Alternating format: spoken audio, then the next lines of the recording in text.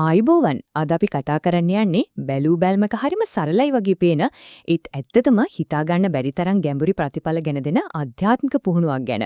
ඒ තමයි අනන්ත ආලෝකයේ බුදුරජාණන් වහන්සේ ඒ කියන්නේ අමිතාභ බුදුන්ගේ නාමය ජප කිරීම. ඉතින් මේ සරලකම ඇතුලේ සැඟවිලා තියෙන ගැඹුර මොකද්ද? අපි ඒ ගැන හොයලා බලමු. හොඳයි. අපි මේ ගවේෂණය පටන් ගමු මෙන්න මේ ප්‍රශ්නෙන්මයි.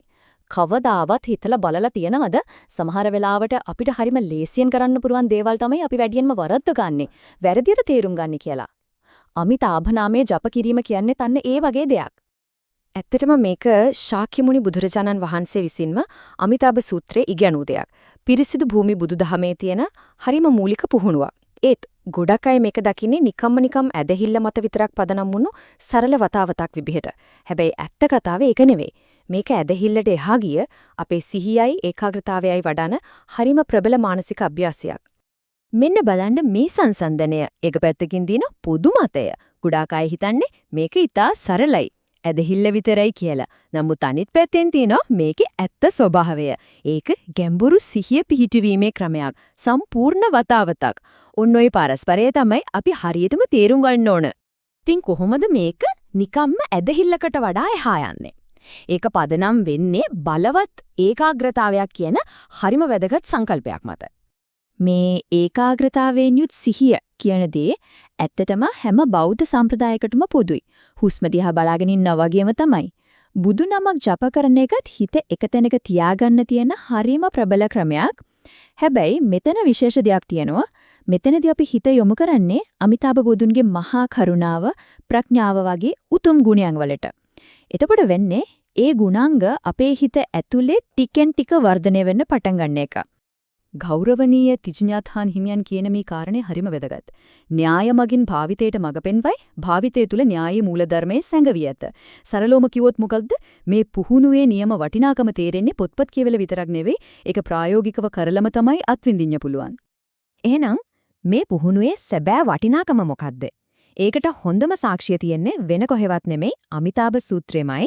බුදුරජාණන් වහන්සේ විසින්ම දේශනා කරපු මහා ආනිසංස 10ක් ගැන එතන සඳහන් වෙනවා. අපි බලමු දේ මොනවද කියලා. ඔව් එකක් දෙකක් නෙවෙයි ආනිසංස 10ක්.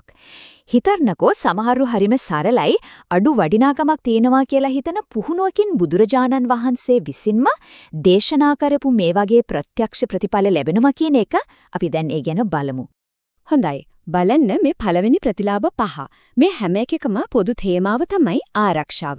මෙතන කියවෙනවා දිවාරය නොබලා දෙවිවරුන්ගේ බෝධිසත්වරුන් 25 නමකගෙන් ඒ වගේම සියලු බුදවරුන්ගේ නිරන්තර ආරක්ෂාවක් ලැබෙනවා කියලා. ඒ කියන්නේ පේන නොපෙනෙන ලෝක දෙකෙන්ම ලැබෙන බලවත් රැකවරණයක්. ඒ විතරක් නෙවෙයි විෂගෝර සත්තු, හදිසි අනතුරු වගේ බාහිර වදුරු වලින් පවා ආරක්ෂාව ලැබෙනවා. දැන් බලන්න ඉතිරි ප්‍රතිලාභ 5. මේවා අපේ හිතටයි අපේ ජීවිතයටයි සෘජුවම බලපාන දේවල්. අතීත අකුසල් කර්ම ටිකෙන් ටික දුර වෙන එක වගේම වර්තමානයේදී මනස ප්‍රීතියෙන් සාමයෙන් පිරෙනවා කියලාත් සඳහන් වෙනවා.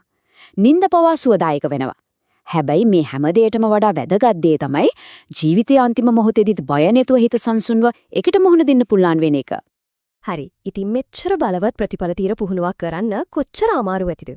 පුදුම හිතෙන කාරණේ තමයි ඒක හිතා ගන්නවත් බැරි තරම් සරල දෙයක් වීම. බලන්නකෝ මේකේ තියෙන සරල බව.